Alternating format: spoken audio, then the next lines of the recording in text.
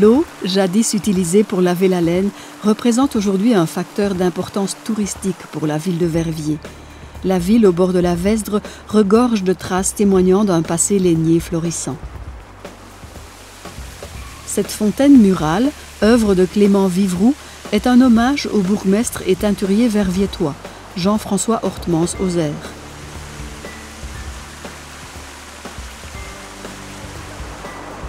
Il a joué un rôle déterminant dans l'installation de la distribution d'eau pour l'industrie verviétoise. Sous son mandat, c'est le barrage de la Gileppe qui a été construit. Dans un premier temps, pour remédier aux périodes de pénurie d'eau, posant problème aux entreprises textiles. Mais les eaux du barrage vont aussi alimenter la population bourgeoise en eau potable. Un privilège à cette époque.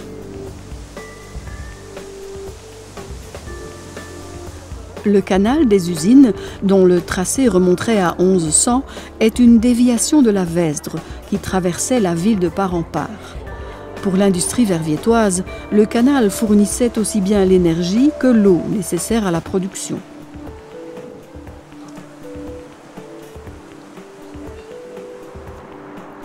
L'ancienne manufacture Ivan Simonis est un vestige intéressant de l'architecture industrielle du XIXe siècle. Grâce à sa réhabilitation en logements sociaux, cette partie du grand complexe des entreprises Simonis, rue de Limbourg, a pu être sauvée. Le dépôt de douane de l'ancienne gare de l'Ouest, de l'autre côté de la ville, est encore une rénovation remarquable. Si tous les autres bâtiments de la première gare verviétoise ont disparu, celui-ci, transformé en hôtel Verviers, présente sur ses façades des écussons marqués des noms des villes avec lesquelles les Verviétois entretenaient des liens commerciaux. L'industrie lainière florissante amena sans aucun doute la richesse à Verviers. En 1892, un nouveau théâtre plus spacieux que le premier fut construit. La bourgeoisie, manifestant un intérêt pour les arts scéniques, va même jusqu'à investir dans la construction en échange de loges familiales.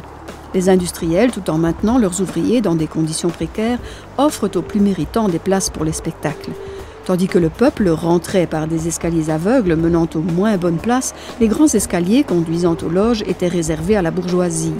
On allait au théâtre pour voir, mais surtout pour être vu. Une série de promenades balisées vous permet de découvrir Verviers et son remarquable passé industriel.